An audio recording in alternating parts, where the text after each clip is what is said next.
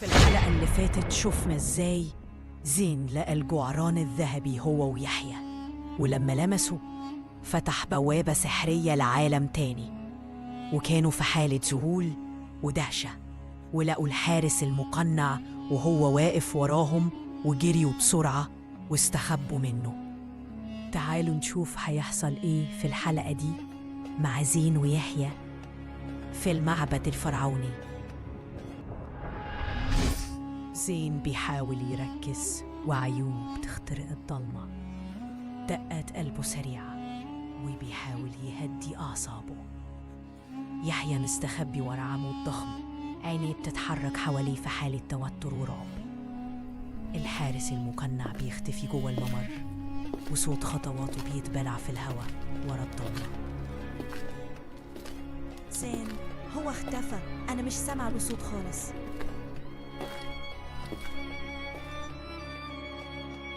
شش، استنى، ممكن لسه قريب.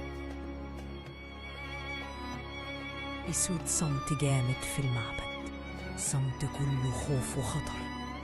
وفجأة عينين زين تلمح حاجة على الحيطة، نقش غريب متغطي بطبقة تراب. بيمد ايده ويمسح التراب، والخريطة تبدأ تبان. خريطة قديمة محفور جنبها جعران فرعوني شكله مألوف. ايه ده؟ مش ده شبه الجعران اللي لقيناه يا يحيى؟ استنى، هو ده طريق مرسوم؟ ممكن تكون دي خريطة؟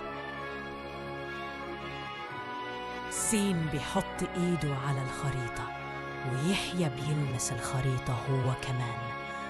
وفي لحظة المكان كله بيتهز بإحساس غريب، كأن في حاجة اتفعلت.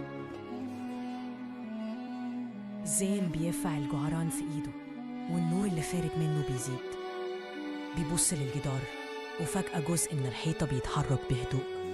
بيظهر ممر ضيق مظلم، كأنه باب لعالم تاني. ايه ده؟ هو الباب ده اتفتح لوحده؟ احنا كده فعلا دخلنا في مغامرة بجد. هما الاتنين بيبصوا بكل استغراب ودهشة، ومع أول خطوة يختفوا هما الاتنين جوه الضلمة، رايحين على المجهول سوا. دخلوا جوه الضلمة في صمت ورعب، وفجأة رجل يحيى بتدوس على بلاطة غريبة في الأرض. زين بص بسرعة على رجل يحيى وهو مش مصدق، وفجأة